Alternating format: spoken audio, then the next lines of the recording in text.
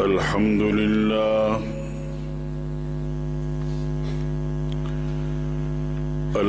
لله نحمده ونستعينه ونستغفره ونؤمن به ونتوكل عليه ونعوذ بالله من شرور أنفسنا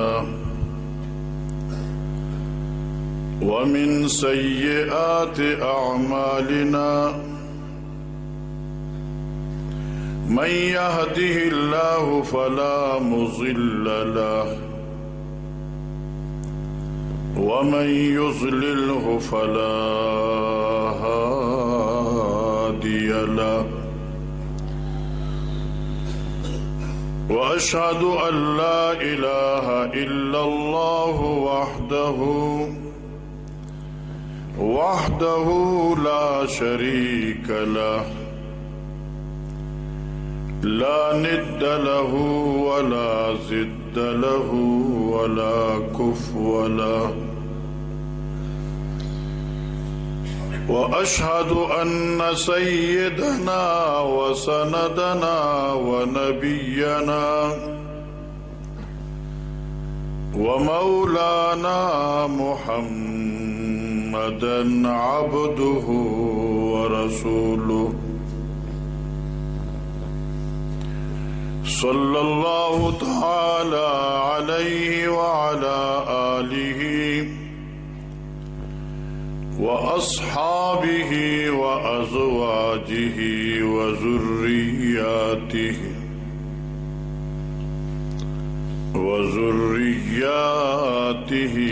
أجمعين أما بعد أعوذ بالله من الشيطان الرجيم بسم الله الرحمن الرحيم إياك نعبد وإياك نستعين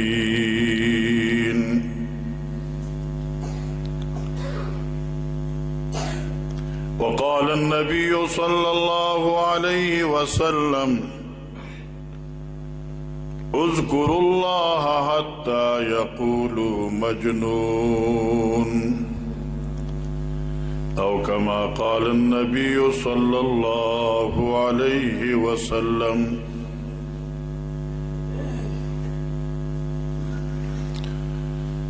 میرے انتہائی قابل احترام اور قابل قدر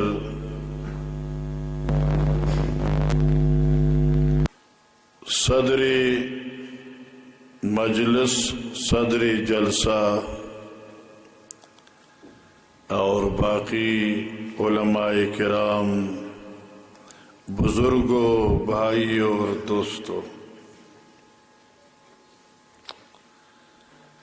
بڑی خوشی کی بات ہے آج اس جامعہ حسینیہ تعلیم القرآن میں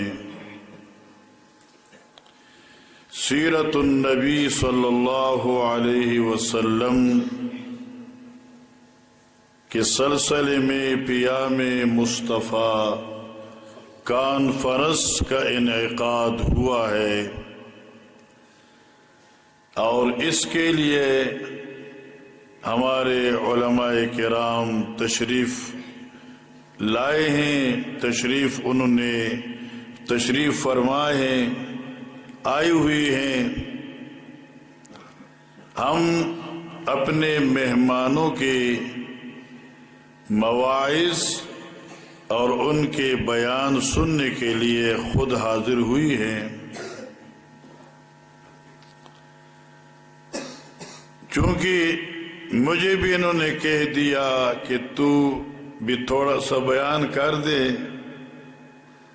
تو میرا خیال کچھ اور تھا،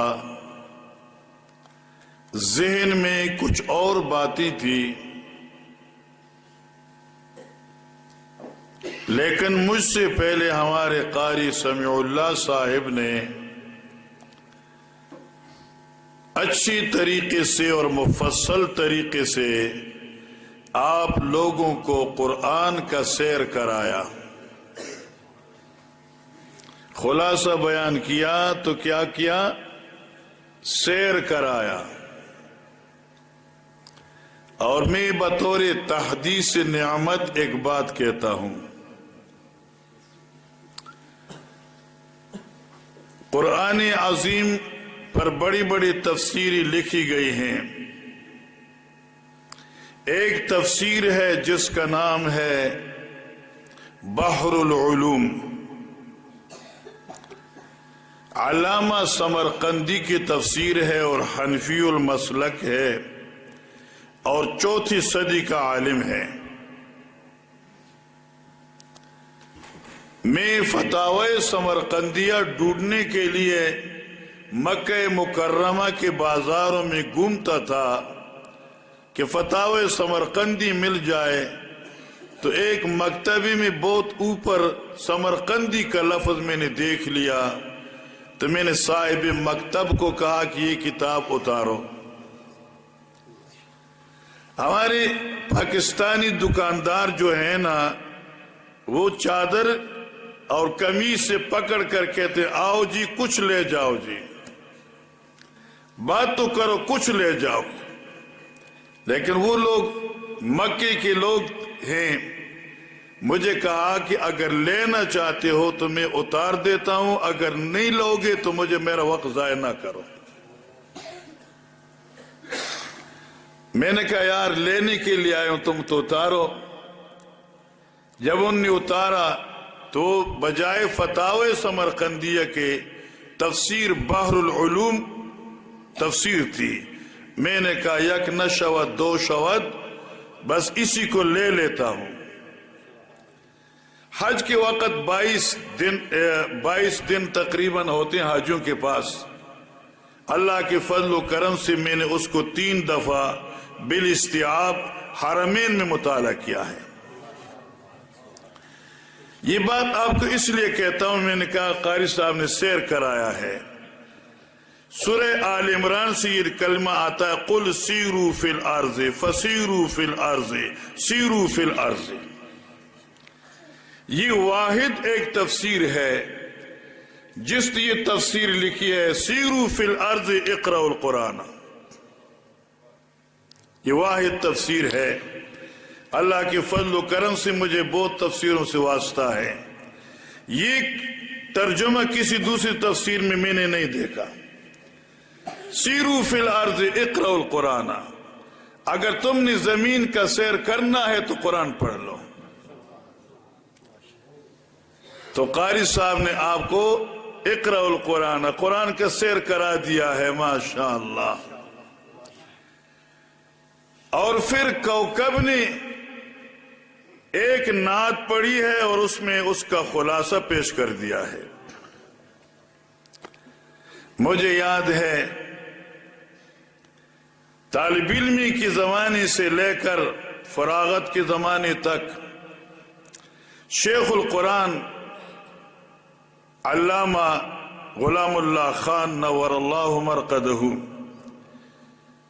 یہ بڑی عمر والے جو بزرگ ہیں شاید ان کو یاد ہو، شیخ کے ساتھ ایک چشتی ہوا کرتے تھے اللہ بخش، اور وہ جب یہ پڑھتے نا تو شیخ جب ختم کرتے تو شیخ فرماتے بندے دے پتر اور دوبارہ پڑھ۔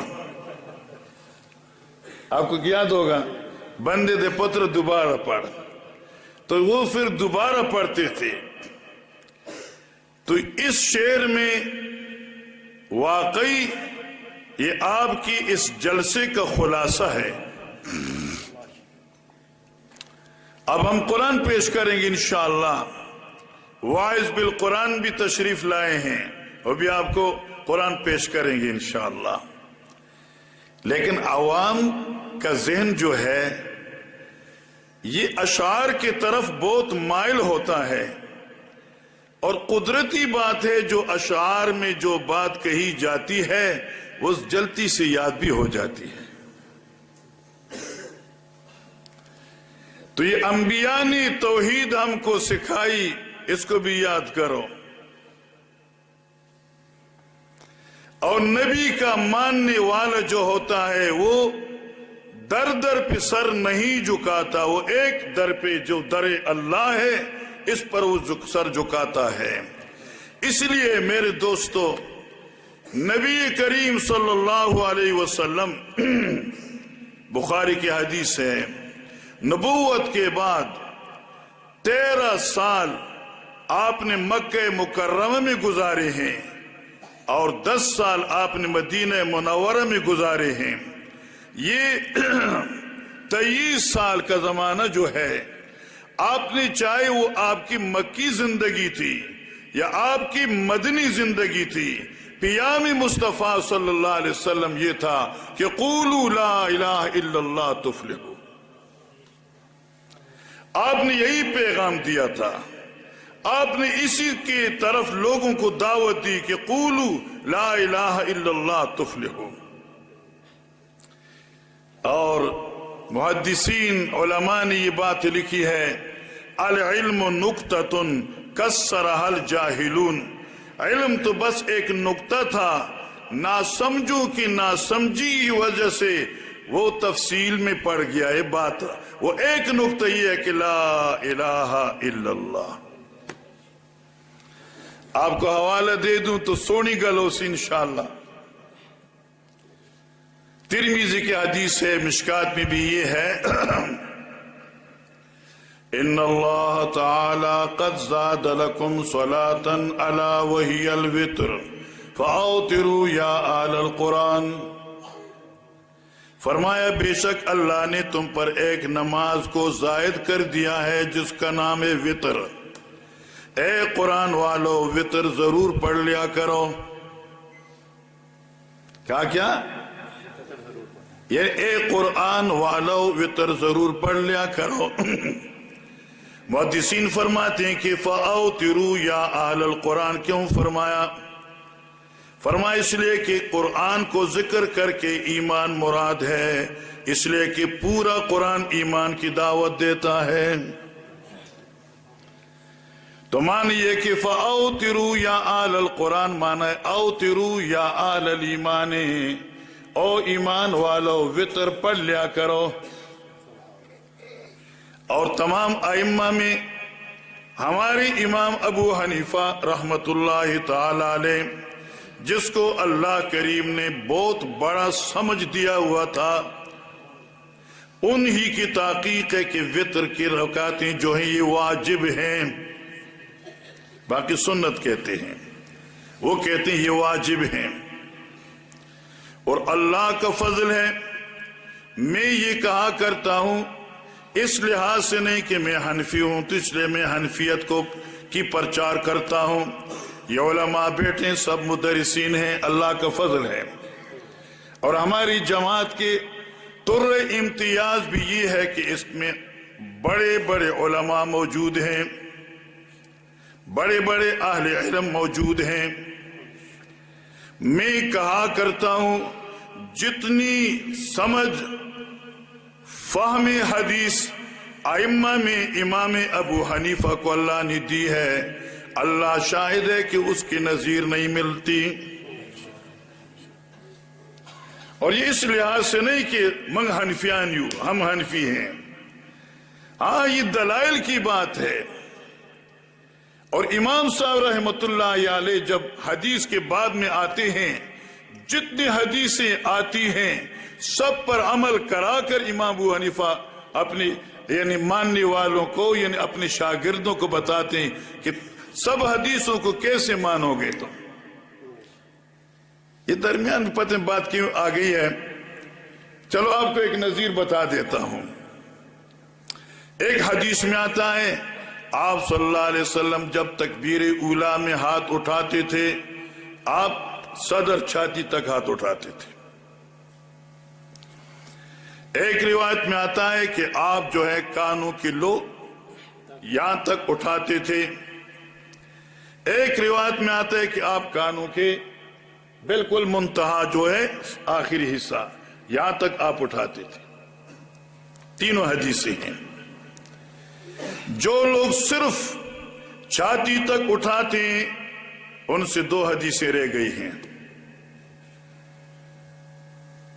اور یہ دونوں حدیثیں جو ہیں صحیح ہیں. مشکات میں 6 حدیثیں اس بات پر ہیں. کان رسول اللہ صلی اللہ علیہ وسلم یرفع یدیہ الی شحمتِ الاذنین، مسلم کی بھی ہیں، بخاری کی بھی ہیں. اب جب آپ حنفی نسبت سے ہاتھ آپ اٹھائیں گے تو یہ طریقہ ہے ہاتھ کا، یہ نہیں ہے. میرے طرف دیکھو، یہ نہیں ہے. کیا ہے؟ یہ ہے. یہ وَيَمُدُّ أَصَابِعَهُ عِنْدَ التَّكْبِيرِ الْاِفْتِتَاحِ، یوں. اب یوں ہے محاذات. یہ اب جب یہ کیفیت آپ کی تو یہ ہاتھ کا نچلا حصہ سینے کے برابری میں آ گیا. یہ انگوٹھے آپ کے کانوں کے لو کے ساتھ برابر آ گئے. آپ کے انگلیوں کے سر جو ہے کان کے اوپر والے حصے پر آ گئے.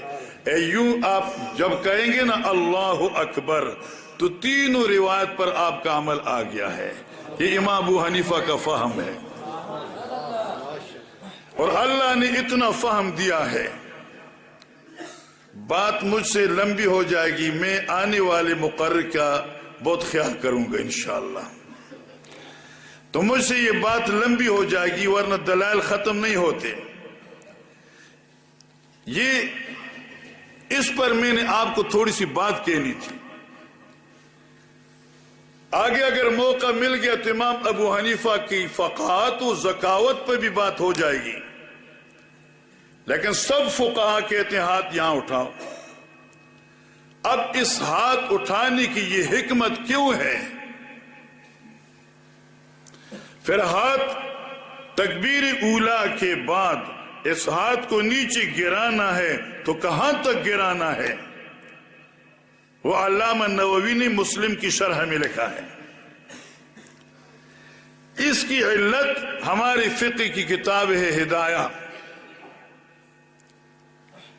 اس نے لکھا ہے. علامہ انور شاہ کشمیری رحمہ اللہ فرمایا کرتے تھے جو لوگ ہدایہ پڑھ لے وہ مولوی کہلاتے ہیں، جو ہدایہ پڑھائے تو وہ عالم کہلاتے ہیں. اور میں نے شیخ سے سنا، شیخ القرآن مولانا غلام اللہ خان نور اللہ مرقدہ، قاری صاحب نے مجھے بتایا کہ آپ قصیدہ پڑھتے تھے پہلے زمانے میں، تو قصیدہ بھی پڑھ لو. انشاءاللہ پڑھ لوں گا، کیوں نہیں پڑھوں گا. تم اگر نہیں تھکتے تو بابا ہم تو دن میں 5-5 6-6 گھنٹے مسلسل درس دینے والے لوگ ہیں، ہم تو نہیں تھکتے. لیکن تم وعدہ کرو نہیں تھکیں گے. اور انشاءاللہ قصیدہ بھی آپ کو سناؤں گا. ہدایہ نے ایک نقطہ لکھا ہے، ہدایہ نے نقطہ لکھا ہے، ہاتھ پہلے اٹھانا ہے، اللہ اکبر بعد میں کہنا ہے. نقطہ یاد کرو، ہاتھ پہلے اٹھانا ہے، اللہ اکبر بعد میں کرنا ہے. پھر ہاتھ کو نیچے کرنا. علامہ نووی کہتا ہے ایسے نیچے کرو کہ یوں محسوس ہو کہ آپ کوئی چیز ہاتھ سے گرانا چاہتے ہو. یوں کیفیت پیدا کرو کہ تم ہاتھ سے کوئی چیز کو نیچے گرانا چاہتے ہو تو لاس نسی شیخ ورزول غواڑے. اب کیفیت کیا ہے؟ نمازی آ گیا، نماز کے لیے کھڑا ہو گیا. یہ نیت ہم کہتے ہیں منہ میں رکھانے کعبہ شریف، یہ کہنا ضروری نہیں ہے. دل سے جانو پہچانو کہ ہم کس نماز کے لیے آئے ہیں، بس وہی کافی ہے. آپ نے یوں کہا اللہ اکبر. آپ نے پوری کائنات سے برات کا اعلان کر دیا. پوری کائنات سے برات کا اعلان کرتے ہوئے تم لوگوں نے اللہ اکبر کہتے ہوئے اللہ کی عظمت کا اعتراف کر دیا. اب نیچے ہاتھ یوں کرو، یوں کہ ہم نے سب کو گرا دیا، میرے اللہ تیرے لیے قربان کر دیا. ایک اللہ اکبر یہ توحید کا سبق ہے۔ اور حدیث میں آتا ہے مؤذن جو لوگ آذان دیتے ہیں یہ آذان والے قیامت کے دن اطول الناس اعناقا یوم القیامت، سب لوگوں سے ان کی گردنیں اوپر ہوگی، گردنیں اوپر ہوگی۔ کیوں اوپر ہوگی؟ بعض لوگ کہتے ہیں کہ جب گردن لمبی ہوگی تو یہ تو برا نظر آئے گا۔ بات سمجھ میں آ گئی ہے؟ بھئی یہاں گردن لمبی پوری نظر آتی ہے، وہاں لمبی گردن انشاءاللہ اچھی نظر آئے گی۔ احکام آنجا دیگرند و احکام اینجا دیگرند۔ لیکن ہمارے شیخ مولانا محمد طاہر نور اللہ مرقدہ وہ فرمایا کرتے تھے کہ اطول الناس اعناقا سے مراد یہ ہے کہ اس کی گردن اونچی ہوگی۔ اونچی گردن سچی اور سچے آدمی کی ہوتی ہے، جھوٹی آدمی کی گردن نیچی ہوا کرتی ہے۔ بات سمجھ میں آ گئی ہے؟ جس نے چوری کی ہو، جس نے کوئی عیب کیا ہو، کوئی غلط کام کیا ہو، مجلس میں آ نہیں سکتا، آتا ہے تو نگاہیں نیچے رکھے آتا ہے۔ اور جس نے کوئی کمال کا کام کیا ہو، اچھا کام کیا ہو، وہ یوں اوپر اپنی سری کو اوپر کر کے یوں آتا ہے کہ بھئی میں نے تو کمال کیا ہوا ہے۔ تو قیامت کے دن مؤذن کی جو گردن ہے سب سے اونچی ہوگی۔ کیوں اونچی ہوگی؟ آخر بات کیا ہے؟ یہ روزانہ 5 مرتبہ کہا کرتا تھا اللہ اکبر اللہ اکبر اللہ اکبر اللہ اکبر۔ شرک اعتقادی کی 4 قسمیں ہیں۔ ایک ہے شرک فی تصرف، ہم کہتے ہیں یہ عقیدہ ہو کہ کائنات میں مخلوق کو اللہ نے اختیارات دی ہیں، جو کچھ کرنا چاہتے ہیں کر سکتے ہیں۔ پھر اس کے بعد ہوتا ہے شرک فی العلم، ہوتا ہے مخلوق کے لیے یہ عقیدہ ہو کہ فلاں ہمارے کاموں کو جانتا ہے۔ اس کے بعد شرک فی دعا ہوتی ہے، پھر ان کو لوگ پکارتے ہیں۔ اس کے بعد پھر عبادت ہوتی ہے، ان کے لوگ عبادتیں کرتے ہیں۔ یہ بات آپ کو بتاؤں مکتوبات مجدد الفسانی جلد ثانی میں موجود ہے۔ مکتوبات مجدد الفسانی کی کتاب موجود ہے۔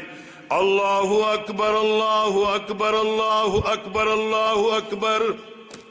یہ کیا کرتا ہے؟ اللہ کے ساتھ کوئی تصرف میں شریک نہیں، علم میں شریک نہیں، پکارنے میں شریک نہیں، عبادت میں شریک نہیں۔ یہ اللہ اکبر کہتا ہے، یہ ہے پیام محمد رسول اللہ صلی اللہ علیہ وسلم۔ اور جب عبداللہ ابن زید ابن عبد ربہ نے خواب دیکھی نا، ترمذی میں یہ ہے، مولانا اسحاق رحم اللہ نے لکھی ہے، اسی رات حضرت کو وحی بھی آئی تھی، وحی بھی آئی تھی۔ یہ آئے نا اور نبی کریم صلی اللہ علیہ وسلم کی خدمت میں کہ جی رات تو میں نے کوئی ایسا آدمی دیکھا، اذان کا طریقہ، حضرت تو سمجھ گئے وہی تو پہلے سے آئی ہوئی تھی۔ فرمایا یہ کلمات بلال کے سامنے کہہ دو، اس لیے کہ لِأَنَّهُ أَنْدَى صَوْتًا مِنْكَ، اس لیے کہ وہ تجھ سے آواز میں بلند ہے، اس کی آواز اونچی ہے۔ اور یہ کلمہ ایسا آدمی کہے جس کی آواز اونچی ہو، ہر جگہ تک یہ آواز پہنچ سکے۔ اور اسی پر ٹکٹ ہے، اسی پر ٹکٹ ہے کہ اگر 7 سال کوئی آذان دے دے اللہ کی رضا کے لیے، ترمذی کی حدیث ہے، اس کے لیے جنت واجب ہو گئی ہے۔ تو اللہ اکبر یہ ہے پیام محمد رسول اللہ صلی اللہ علیہ وسلم۔ اللہ اکبر، اللہ سارے کائنات سے بے پرواہ ہو کر عاد کرتے ہیں اللہ اکبر، باقی دنیا نیچے ختم۔ اور اسی کو حدیث میں بھی آتا ہے کہ تکبیرها تحریمها التکبیر و تحلیلها التسلیم. تو یہ امام الانبیاء کی بعثت کا خلاصہ ہے لا الہ. اور یہ بھی پیام ہے جو میں نے آپ کے سامنے پیش کیا. سورت فاتحہ قرآن عظیم کی سب سے پہلی سورت ہے، اور اس سورت میں پورے قرآن کا خلاصہ و نچوڑ ہے. پورے قرآن کا خلاصہ و نچوڑ ہے. مفسرین تو بہت ہیں، لیکن ایک ایسی تفسیر جس کی صحت پر پوری دنیا کے علماء متفق ہوں وہ تفسیر ابن کثیر ہے. جس کی صحت پر پوری دنیا کے علماء کیا ہوں؟ متفق ہوں. تفسیر ابن کثیر ہے. ایاک نعبد کی نیچے لکھا ہے جعل اللہ الدین بین ہذین الکلمتین ایاک نعبد و ایاک نستعین. اللہ نے پوری دین کا خلاصہ ان دو کلموں میں رکھ دیا ہے. وہ کلمے یہ ہیں ایاک نعبد و ایاک نستعین. جس نے میرے شیخ سے یہ اس جملے کا ترجمہ سنا ہو تو زندہ باد. اس لیے یہ ترجمہ یہ نہیں کہ ایاک نعبد ہم تیری عبادت کرتے ہیں اور تجھ سے مدد مانگتے ہیں، اس کا ترجمہ نہیں ہے. یہ علماء بیٹھے اس کا ترجمہ نہیں ہے.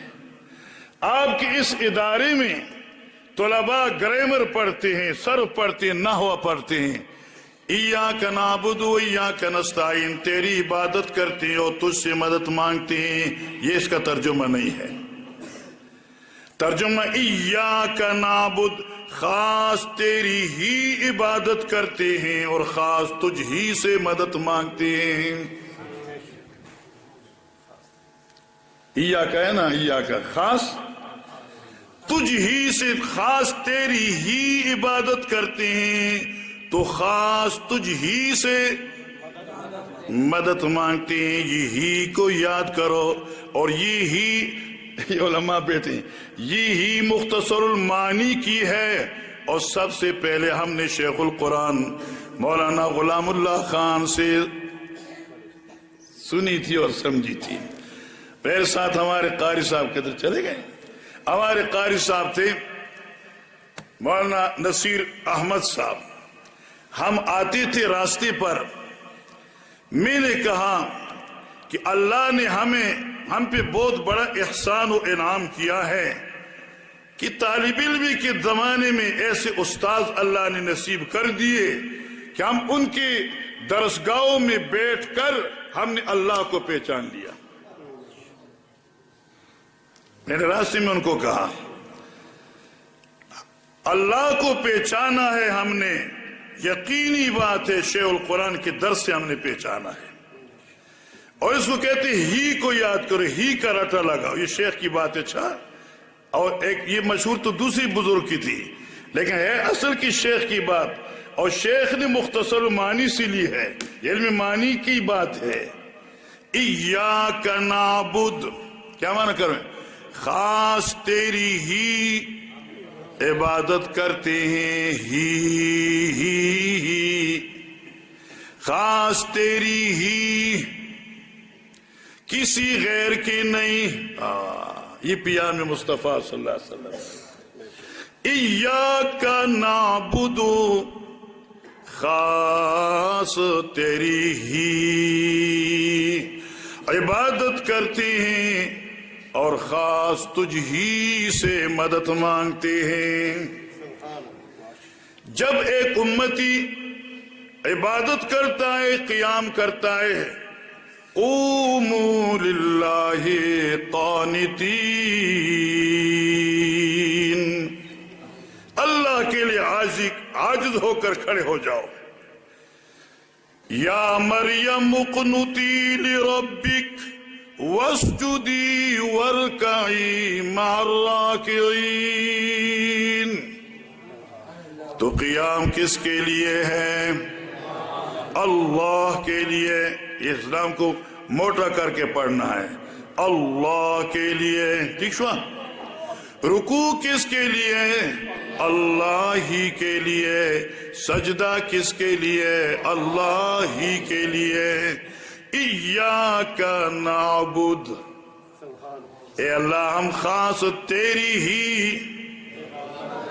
عبادت کرتے ہیں۔ آپ کو ایک نکتہ بتاتا ہوں، اس لیے کہ قاری صاحب نے شعر کرایا آپ کو نا، تو پھر قرآن کا مقصد بھی تو یاد کرو۔ ایاک اعبد نہیں فرمایا کہ میں تیری بات کرتا ہوں، نہیں، ایاک نعبد، ہم سارے تیری عبادت کرتے ہیں۔ اس لیے کہ یہ دین ایک آدمی کے لیے نہیں ہے، یہ دین پوری کائنات کے لیے ہے، اور تو نے فقط توحید کا ڈنکا اکیلے نہیں بجانا، اپنے ساتھ باقیوں کو لے کر اشتراکی طور پر جمع کے ساتھ، اتفاق کے ساتھ اللہ کی توحید بیان کرو۔ ایاک نعبد، ٹھیک شوا؟ بات سمجھ آ رہی ہے؟ ایاک نعبد۔ ایک دوسری بات بھی آپ کو کہہ دوں کہ نعبد کے اندر نقطہ ہے، میں کہہ دوں ایاک اعبد، میں تیری بات کرتا ہوں، دل میں انانیت آ گئی، یہ لوگ وہ باقی نہیں کرتے، میں ایک ہی ہوں بس۔ اس میں کیا آ گیا؟ تکبر آ گیا، غرور آ گیا۔ اب اس غرور کو مٹانا ہے، اپنے عاجزی کو ظاہر کرنا۔ ایاک نعبد، میرے اللہ ہم سارے کے سارے تیری ہی عبادت کرتے ہیں۔ اب سمجھ گیا ہے نا؟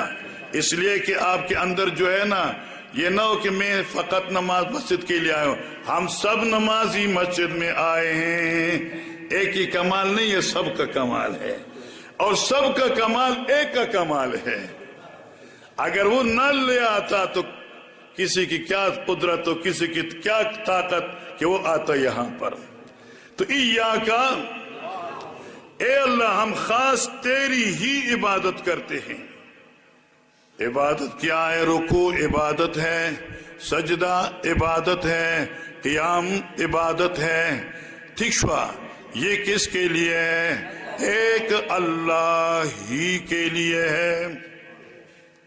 یہ کا ضرب لگاؤ، ٹھیک ہے؟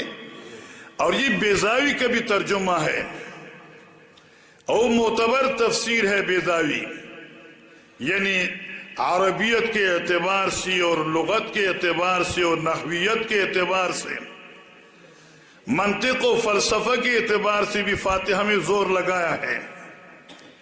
وہ کہتے ایاک نعبد کو معنی ہے ایاک نخص بالعبادت لا نعبد غیرک، وَإِيَّاكَ نَخُصُّ بِالْإِسْتِعَانَةِ لَا نَسْتَعِينُ مِنْ غَيْرِكَ۔ اب بیضاوی کا ترجمہ پڑھو نا، ایاک نعبد لا نعبد غیرک، اے اللہ ہم سب کے سب تیری ہی عبادت کرتے ہیں، تیرے سوا ہم کسی غیر کی عبادت نہیں کرتے۔ رکوع کرتے ہیں تو کس کے لیے؟ سجدہ کرتے ہیں تو کس کے لیے؟ قیام کرتے ہیں عاجزی سے تو کس کے لیے؟ ایاک نعبد، ٹھیک شو؟ آگے فرمائے وَإِيَّاكَ نَسْتَعِينُ،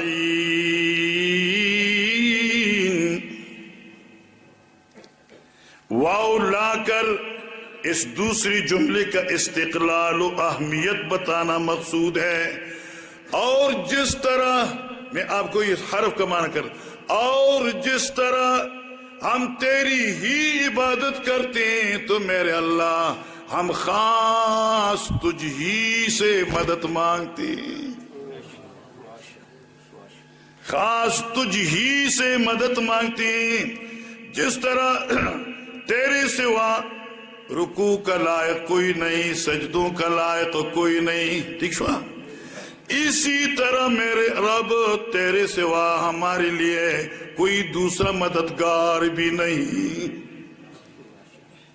ایاکا و ایاکا نستعین، اور خاص تجھ ہی سے مدد مانگتے ہیں۔ ایک حدیث یاد آ گئی، مجمع الزوائد جلد نمبر 10 صفحہ 65 ہے۔ صدیق اکبر روایت فرماتے ہیں رضی اللہ تعالیٰ عنہ، ایک بڑی بے ایمان منافق تھا جو صحابہ کرام کو اذیتیں دیتا تھا۔ حضرت صدیق اکبر نے کہا آؤ نستعین برسول اللہ صلی اللہ علیہ وسلم، آؤ جاتے ہیں نبی کریم صلی اللہ علیہ وسلم سے اس منافق کے ہلاکت کے لیے مدد مانگتے ہیں۔ جب یہ لوگ صحابہ کرام امام الانبیاء صلی اللہ علیہ وسلم کے پاس آئے، حضرت نے فرمایا لا یستغاث بی انما یستغاث باللہ۔ مجمع الزوائد میں بھی ہے، کنز العمال میں بھی ہے۔ ہاں جی، لا یستغاث بی، حضرت نے فرمایا پیام مصطفیٰ صلی اللہ علیہ وسلم، لا یستغاث بی، مجھ سے مدد نہیں مانگی جاتی، مدد تو مانگو تو کس سے مانگو؟ اس لیے کہ مجھے سب سے پہلے یہ سبق پڑھایا گیا ہے، توجہ کرو، نبی کریم صلی اللہ علیہ وسلم فرماتے ہیں اس لیے سب سے پہلے مجھے یہ سبق پڑھایا گیا ہے، اقرأ بسم ربک الذی خلق، خلق الانسان من علق، اقرأ وربک الاکرم الذی علم بالقلم علم الانسان ما لم يعلم۔ اقرأ بسم ربک، اقرأ پڑھیے، پڑھیے، بسم ربکا، بسم ربکا، اپنے رب کے نام کے امداد سے۔ ارادہ تو نے کرنا ہے اور مدد اس نے کرنی ہے، سبحان اللہ۔ تو نے ارادہ کرنا ہے پڑھنے کا تو مدد کرے گا کون؟ اقرأ بسم ربک الذی خلق، خلق الانسان من علق۔ پوچھ لے پتہ خبری بانے، خلق الانسان من علق، یہ قرآن کے اپنے لطائف ہیں، قرآن کے لطائف ہیں۔ آپ کو تھوڑے سے لطائف سناتا ہوں۔ اقرأ بسم ربک، اقرأ بسم ربک الذی خلق، خلق الانسان من علق، پڑھیے پڑھیے اس ذات کی مدد سے جس نے تجھے پیدا کیا۔ جب نیز سے ہنس کر سکتا ہے تو امی ان پڑھ کو قاری و فصیح و بلیغ بھی بنا سکتا ہے۔ اقرأ بسم ربک الذی خلق، خلق الانسان من علق، اگر وہ ذات ایک خون سے، ایک قطرے سے، ایسا قطرہ، توجہ کرو، ایسا قطرہ لم یکن شیئا مذکورا۔ امام رازی بھی لکھتا ہے، بخاری بھی لکھتی ہے یہ بات، لم یکن شیئا مذکورا، انسانیت کے عنوان میں وہ قابل ذکر نہیں تھا۔ الذی علم بالقلم، ہاں جی، اقرأ بسم ربک الذی خلق، خلق الانسان من علق، اگر خون کے قطرے سے ایک خوبصورت انسان بنا سکتا ہے تو وہی ذات انسانوں کے حاجات بھی پورا کر سکتا ہے۔ کر سکتا ہے کہ نہیں کر سکتا ہے؟ آہا، اللہ قرآن سمجھنے کی توفیق عطا فرمائے۔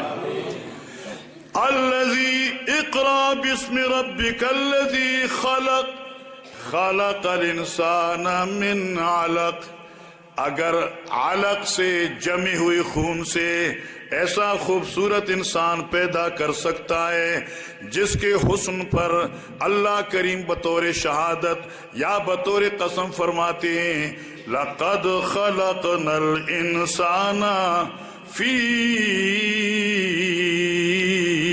أَحْسَنِ تَقْوِيمٍ۔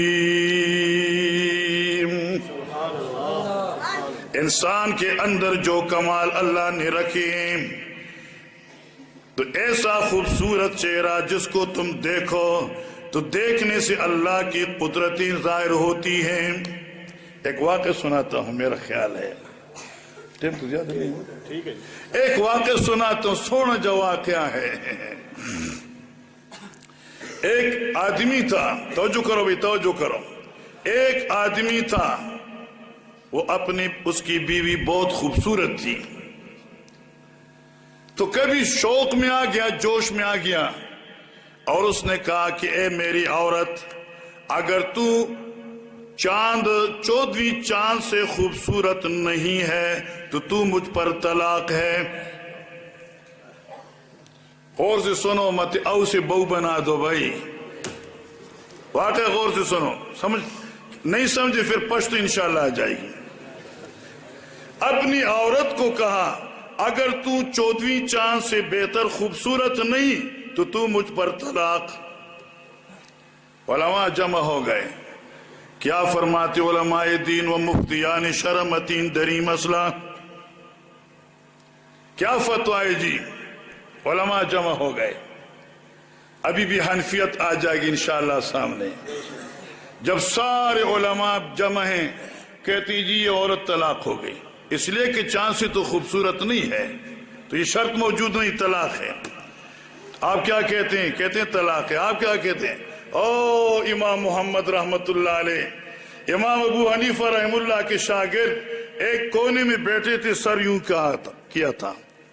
بادشاہ وقت کہتا ہے مولانا سب نے تو کہہ دیا کہ یہ عورت طلاق ہے، تیرا علم کیا کہتا ہے؟ اس نے کہا جی میں کیا کہوں؟ نہیں آپ نے کہنا ہے جی میرا فتویٰ یہ کہ عورت طلاق نہیں ہوئی، میرا فتویٰ یہ کہ عورت طلاق نہیں ہوئی۔ کہا کیسی نہیں ہوئی؟ کہا کہ اس نے کہا ہے اگر تو چاند سے خوبصورت نہ ہو تو طلاق ہے۔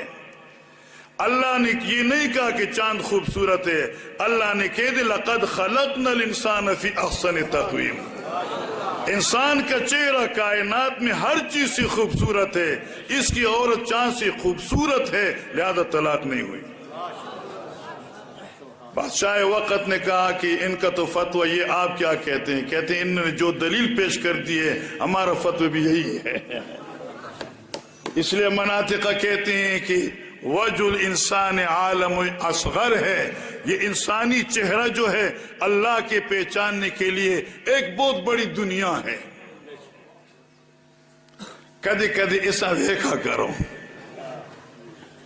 ٹھیک ہے، کدی کدی ایسا چہرہ دیکھا کرو، یعنی کیا ہے شیشے میں دیکھا کرو، لیکن اس کی دعا بھی پڑھ لیا کرو، اے اللہ جیسے تو نے میرا یہ چہرہ خوبصورت بنایا ہے، اے اللہ اسی طرح میرے اخلاق بھی خوبصورت بنا۔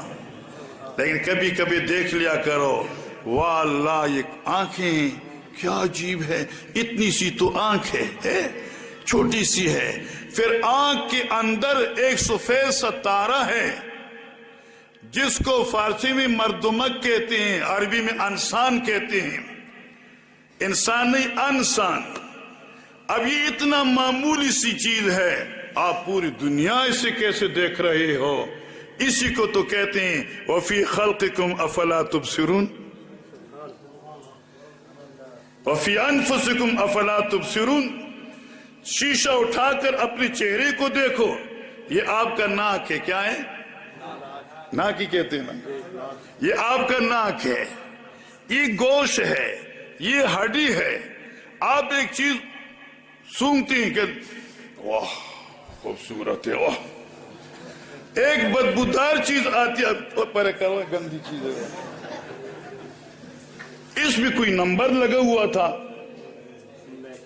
بتاؤ نا، کوئی نمبر لگا ہوا تھا کہ کہ یہ نمبر خوشبو معلوم کرنے کی ہے اور یہ دوسرا نمبر بدبو معلوم کرنے کے لیے ہے. یہی تو اللہ کی قدرتوں کا نظارہ ہے. اسی ہڈی میں ایسا مزاج اللہ نے قوت رکھ دی ہے جس سے آپ خوشبو و بدبو معلوم کر سکتے ہو.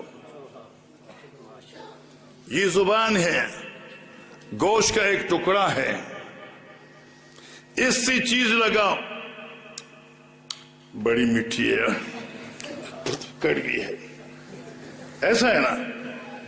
تو اس کے اندر یہ کڑوی معلوم کرنا اور میٹھا معلوم کرنے کی قوت کس نے رکھی ہے؟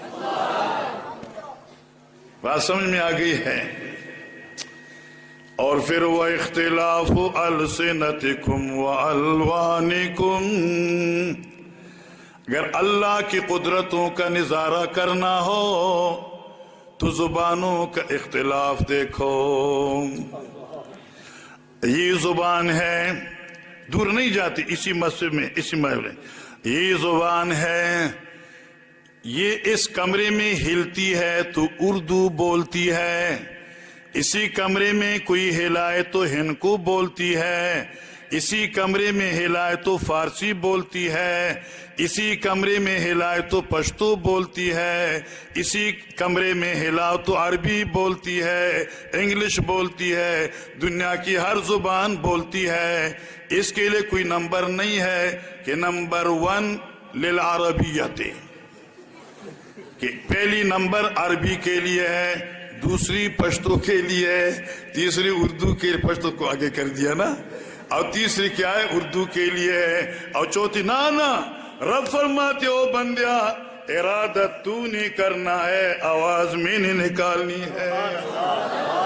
وَإِخْتِلَافُ أَلْسِنَتِكُمْ وَأَلْوَانِكُمْ إِيَّاكَ نَعْبُدُ وَإِيَّاكَ نَسْتَعِينُ. آپ نے یہ پیغام بھیجا، او لوگو مل کر کہہ دو ایاک نعبد و ایاک نستعین. یہ پیام مصطفیٰ صلی اللہ علیہ وسلم، اور اس پر بڑے بڑے علماء گزرے ہیں. آخر میں وعدہ کیا تھا قصیدہ سناتا ہوں. ابھی اس قصیدے کا معنی تو نہیں بنے گا نا، وہ تو حضرت کے حیات کے ساتھ زندگی میں ہم نے بنایا تھا. اس وقت ہم لوگوں کو کہا کرتے تھے عربی دا غلام اللہ لہو اسم کریم وفی تقریرہ ذوق کثیر. اور کبھی یہ تقریر تو آپ نے سنی ہے نا علماء، غلام اللہ لہو اسم کریم وفی اسباقہ ذوق کثیر. جب قرآن پڑھاتے تھے تو انسان حیران ہو جاتا تھا. غلام اللہ لہو اسم کریم وفی تقریرہ ذوق کثیر لہو فی فن تفسیر کمال لیس لہو لہذا الفن مثال. آپ کو اللہ نے فن تفسیر میں بہت بڑا کمال دیا تھا، اور اس کمال میں آپ کا کوئی شریک نہیں. علماء سے پوچھو کہ جوائل قرآن دیکھو تو حضرت شیخ کی علمی تفسیر جو ہے وہ آپ کو سامنے آئے کہ علم کس کو کہتے ہیں. اور تواضع فرمایا کرتے تھے، کہتے میں نے کچھ نہیں کیا، میں نے اپنے شیخ حسین علی کے ترجمے کے حوالے لکھ دیے ہیں. مولانا حسین علی رحمہ اللہ جو توجیحات فرماتے تھے میں نے اس کے حوالے لکھ دیے ہیں. لہو فی فن تفسیر کمالو ہے کہنا لیس لہو لہذا الفن مثالو. پھر اس وقت ہم کہتے تھے الا یا شائقی فہم القرآن انبئکم بفہام الزمان. اے لوگو اگر قرآن سیکھنا چاہتے ہو تو اس زمانے کے ایک بہت بڑا فہیم عالم ہے، اس کی طرف ہم تمہیں لے جاتے ہیں. الا یا شائقی فہم القرآن انبئکم بفہام الزمان. اضاء فی بلدۃ الفندی سراجا اضاء فی بلدۃ الفندی سراجا تعالوا حصلوا منہ ابتہاجا۔ توحید کا چراغ توحید کا چراغ تعلیم القرآن راجہ بازار میں جلا دیا ہے، آؤ اس روشنی سے روشنی لے کر دنیا میں پھیل جاؤ، قرآن سیکھو، توحید سیکھو، فل حاصل